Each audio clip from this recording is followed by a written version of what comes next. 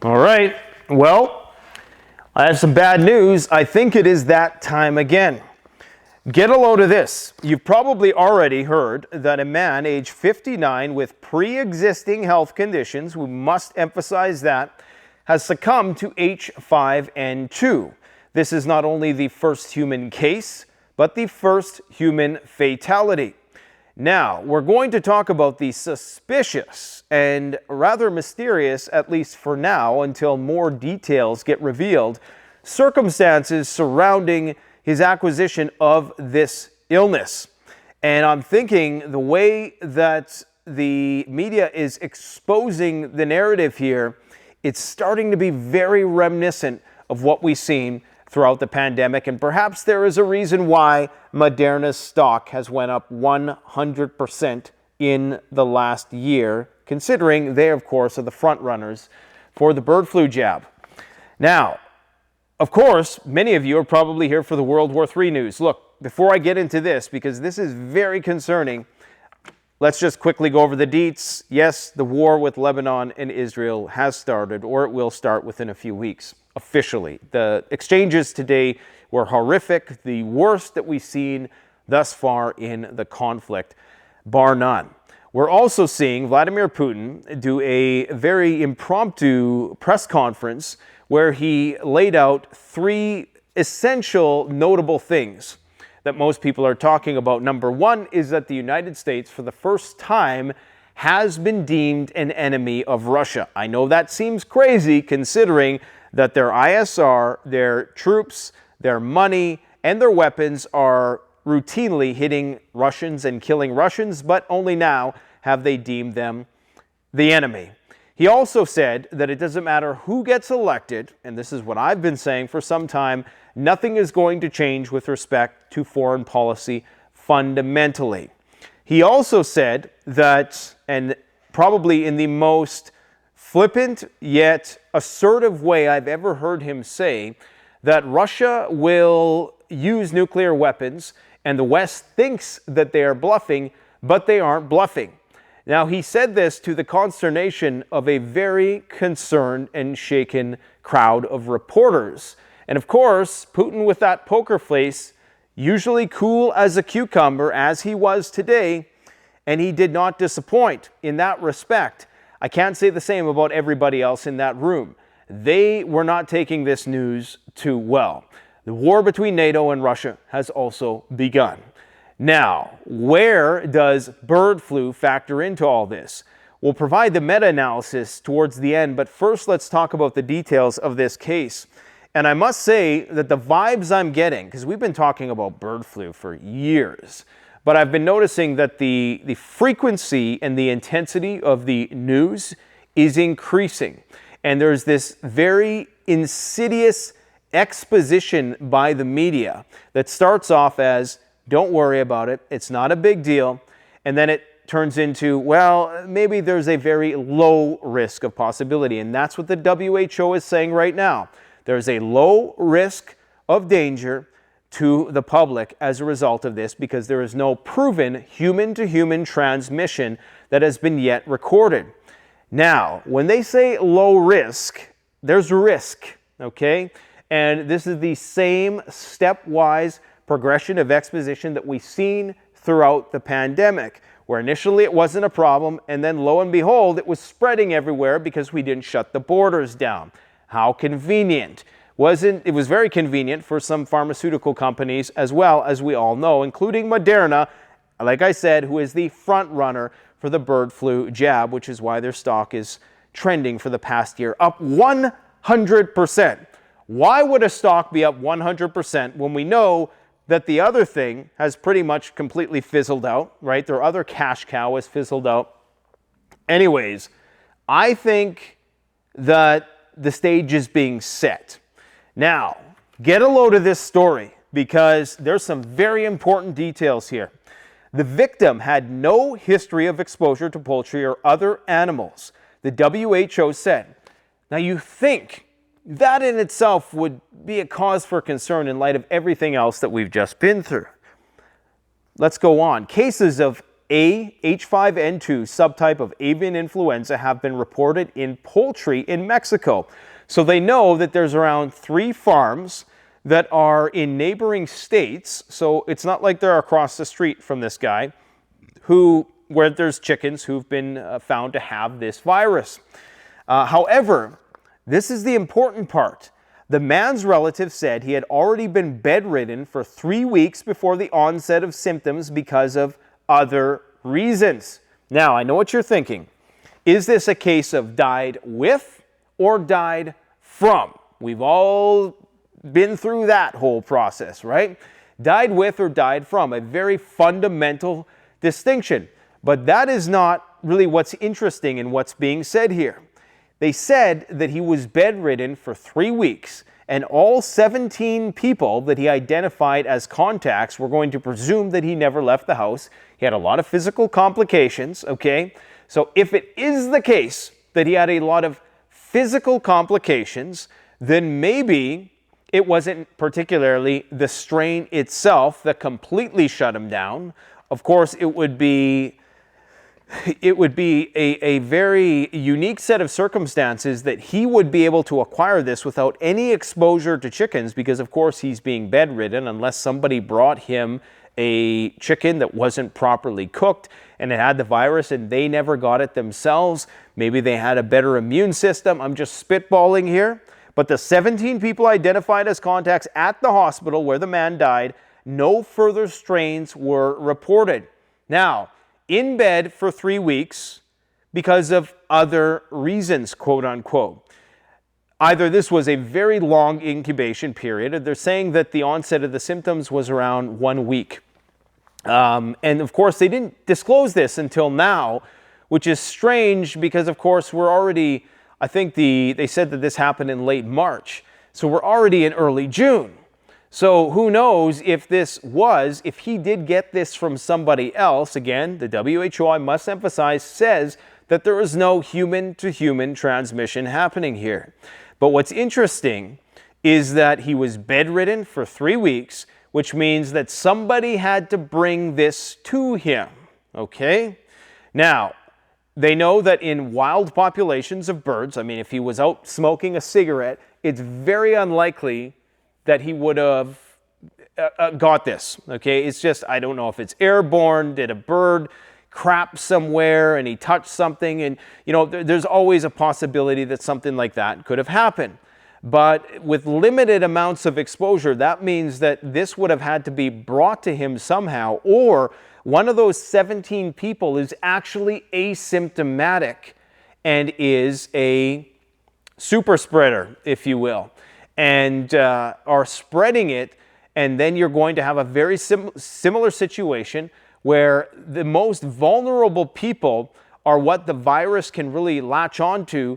And again, I don't know the terminology, I'm not a virologist, but I'm just going to presume that the virus needs a palate in order to recombine into more deadly strains, and to mutate. And in more vulnerable populations, that's where you would see it mutating. You would expect 59 years old is not as old as what we were seeing with the coronavirus, but of course, this guy had a lot of pre-existing conditions. So I'm interested in hearing what your thoughts are in the comment section with respect to how he got this. Again, we don't have all the evidence, so we don't want to go too off into the weeds here. But I think it's important that we pay attention to this because it's only a matter of time. It's already jumped the species barrier, sustained transmission in other species. So we know it's happening. We know it's killing those species. It's not killing the wild bird populations anymore, which is very interesting. It's only killing the domesticated animals, which is, of course, a cause for concern. Of course, the implications of this are going to be sky-high food prices, especially meat and beef and milk and anything that isn't vegan and that rabbits don't eat. And rabbits are probably going to succumb to this too because cats are getting it, sea lions are getting it, cows are getting it. So it's only a matter of time before we see sustained human-to-human transmission. The media is doing this surreptitious exposition, as they usually do with these things, especially when they want a big profitable disaster to percolate. And don't try to tell me that there aren't some CEOs at the top of these companies, maybe not doing anything intentionally, but praying that bad shit happens. The WHO said that the current risk of the virus to the general population is low. 17 family members bedridden for 3 weeks. Now, if it's the case that he acquired this before being bedridden, somehow, that he was out there, he acquired it, and it was incubating that long in his system, and the duration of the illness was that long, then that's problematic because, of course, the longer the incubation period, especially if you can spread it while you're asymptomatic, the greater the likelihood that this could potentially jump the species barrier. Again, I'm not saying that's the case. I'm just saying that were this a case where the guy had contact with chickens, we could just chalk it up to a nothing burger. Not exactly a nothing burger. Of course, all of these interactions increase the likelihood that it's going to mutate, but at least it would be a benign case. We can't say with certainty this is a benign case. And all it's going to take is one more case, and then it's game over. One more case when they cannot track patient zero, that's it. Put your plans on hold because this is it. Now, the good news, if you're Karen, is that they've already prepped the intervention and they're waiting for this. They've been waiting for this. Trust me, they've been waiting for this. However, this is not to discount the threat. This is not to discount the risk.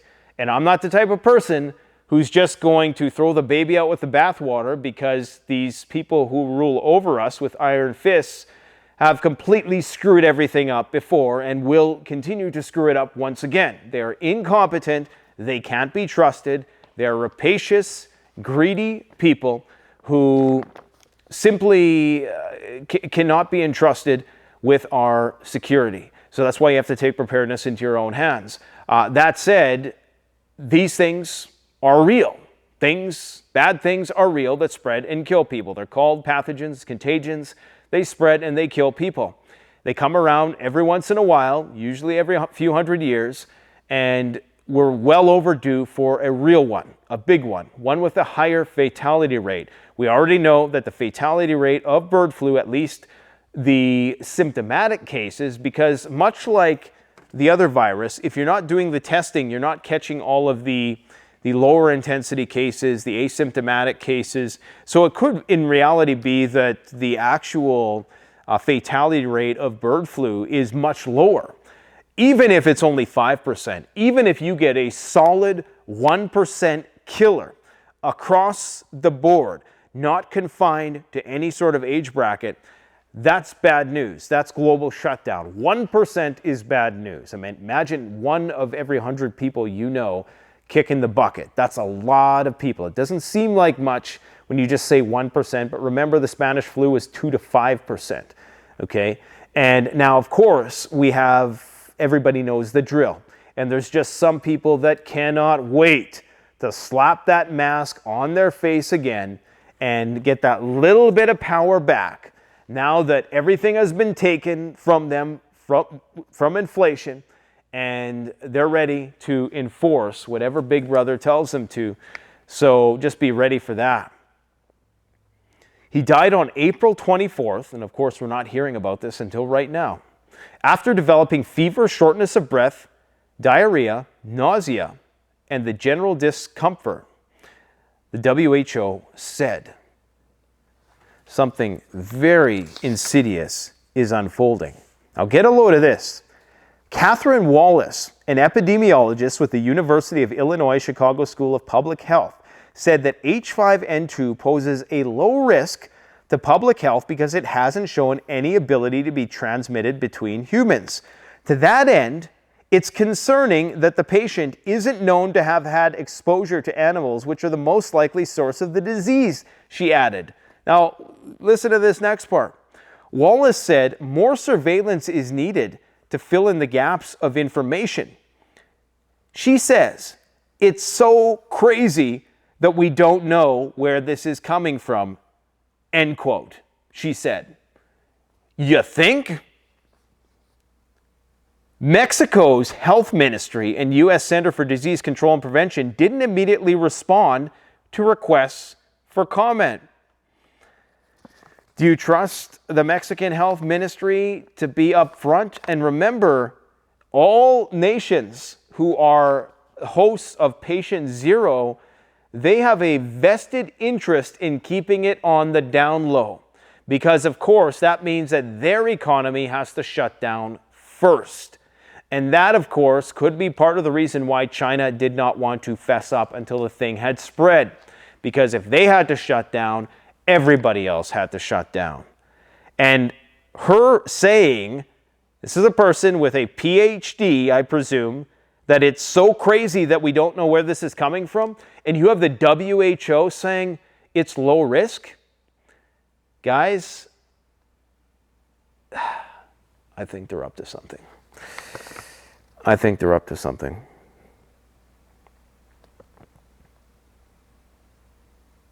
Cases of bird flu have now been identified in mammals such as seals, raccoons, bears, cattle, primarily due to contact with infected birds, because of course those are the things that are eating the birds falling out of the sky in the wild. As I said, the WHO said it wasn't clear how the person became infected, although the source of exposure to the virus in this case is currently unknown. Viruses have been reported of this variant in poultry in Mexico. That's fine. How did he get something that was infected? Usually you cook the bird. I would presume that that would kill the virus for the most part, usually. Or did somebody who, again, had a stronger immune system just give it to him and they didn't succumb to it? They didn't even ever test positive for it.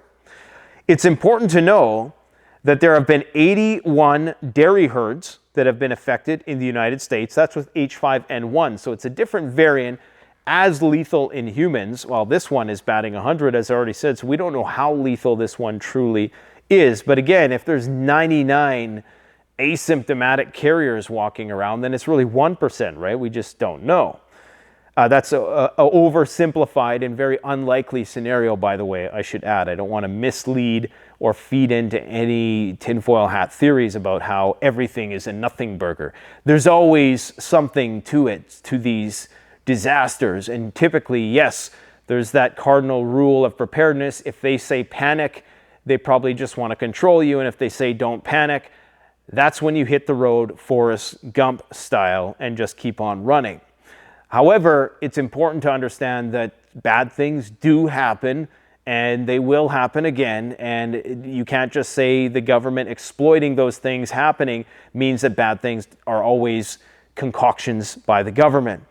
100 million birds have been affected in the United States. 1,000 wild birds have been detected. But again, the fatality rate in those cases are very low. Now, there's all kinds of politics and economics surrounding the culling of birds that are very controversial. I'm not going to get into that today, but I'm with you in that respect, that we need to be very careful and very critical. However, and we need to be realists in that we should know by now that we're not going to be able to contain these things by and large. So we have to look at the long-form economic costs. I just have to put that out there for anybody who thinks I'm shilling for Big Pharma, even though one of the first things I said in this video is that Moderna's stock is up 100% in the past year. Look at that. And they're testing the experimental shot mRNA 1018 against several strains of the H5N1 variant currently circulating. It said dosing in early to mid-stage study was completed, expects data soon. So what you're going to see probably is people who work closely to animals be mandated in some capacity to get that, or not mandated, but mandated. And then it's going to likely extend out from there, right? And of course, the cost of food is going to continue to rise. So I would say if you want to, like an investment right now, more than precious metals, I would say more than NVIDIA. I might eat my words on that, but it really doesn't matter because when the war with China starts, which is not priced into that parabolic explosion of interest in NVIDIA stock, that thing's going to zero, okay? But food, chicken, beef. Price of beef has gone up 400% since the year 2000, the same as the S&P 500. If you would have invested in freeze-dried beef, you probably would have been just as rich, okay? So something to think about, freeze-dried beef. And before I forget, the Jace Medical Company, we did videos. You can actually get oseltamivir, which is also known as Tamiflu. I would recommend just picking some of this stuff up while you can get it. Because if you're a person who doesn't want to succumb to any sort of interventions, but you maybe are still a bit concerned about this, and I'm not saying that, okay? I am not saying that for this particular thing. If we're talking about a 50% proven fatality rate, I'm definitely not giving anybody that kind of advice. All I'm saying is that there are other different prophylactics that you can take that might supplement and help. That's all I'm saying. And I don't even know if this is going to help. So go and do your research on that, okay? It's important to also note that avian flu cases in humans have dropped precipitously since 2016. However, in the last few years, cases have been on the rise once again.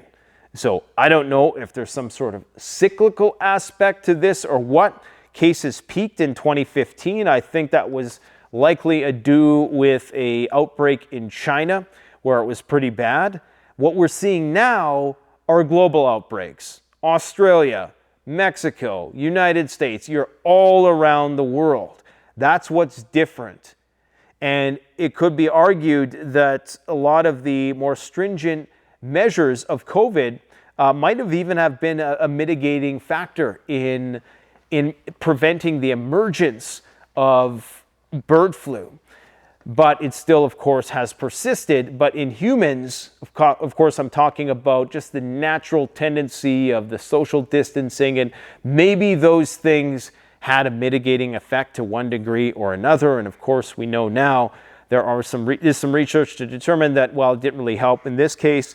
But anyways, I'm not going to have that debate. So if you want to, don't try to convince me of shit, because I've heard every possible thing on that matter you could possibly throw at me, and I'm very sick of it. We were all sick of it long ago.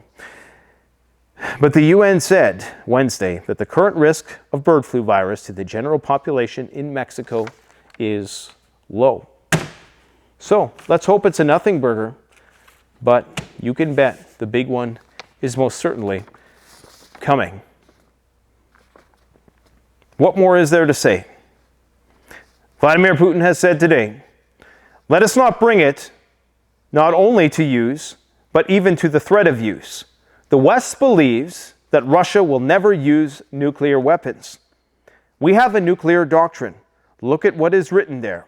If someone's actions threaten our sovereignty and territorial integrity, we consider it possible to use all means at our disposal. He's saying, we're going to nuke you if we deem you to be an existential threat and you're about to cross that red line. Of course, Olaf Scholz today doubled down, and he said that Germany is okay with Ukraine using its weapons in the same capacity laid out by the United States, just around the Kharkov region first. Well, guess what? Another oil refinery was attacked in Rostov today, and this one was a big one. So we are still seeing these attacks deep inside Russia, and now NATO is shooting its weapons on the Russian front line, on the Russian frontier. And all hell is breaking loose in Israel. And yesterday we had a new resolution from Belarus, China, Iran, Nicaragua, Russia, Syria, Zimbabwe, Bolivia, and Venezuela. Bolivian Republic of Venezuela, I should say. The only one missing here is North Korea.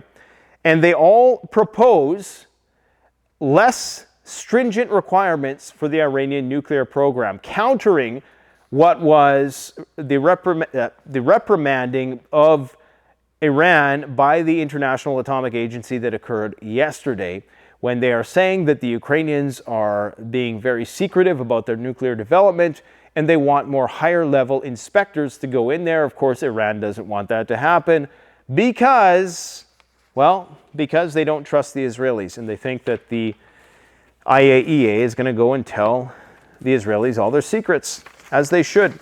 Oh, Putin also said one more interesting thing today, a chess move that we should have foreseen coming, but we didn't. And he basically said it. He said, this is what we're going to do. We're going to start giving long-range weapons, the same level of capability as you're giving to Ukraine. We are going to give those to your adversaries. So who do you think he might be talking about? Is he talking about Lebanon? Is he talking about Syria? Is he talking about, well, obviously they already have a military partnership with Iran. They're already sending them Su-35s. What about the Houthis? What if the Houthis get that kind of technology and are able to target some U.S. warships? Some people think they already successfully did. Of course, they're being very tight-lipped. I mean, you had Hezbollah today on camera take out an Iron Dome battery on camera, and they denied it. And they said, well, there's no evidence that it was an actual hit, when you could see the thing hitting it, okay? Just remember, our side lies a lot. And so if they're saying that nothing bad is going on, but we're not seeing any progress whatsoever, there's a good chance that they're bullshitting. I would recommend check out Jace Medical, get some awesome Tamavir. Check out CanadianPreparedness.com for all your other medical needs, because we are just but one case, patient 1, patient 2, patient 3, from this putting the brakes on things. Now, in terms of how this would factor into World War, your guess is as good as mine. It could mitigate it, or it could exacerbate it. It could cause there to be a détente in fighting, or it could cause governments to leverage that to lock everybody down, to initiate the first stages of the war economy, mass mobilization, rationing, martial law, and just getting everybody where they need them to be, compartmentalized before the shooting starts. That's what it could be, okay? That whole thing could have just been a dry run for this. But anyways, you guys speculate on that. I got to get going.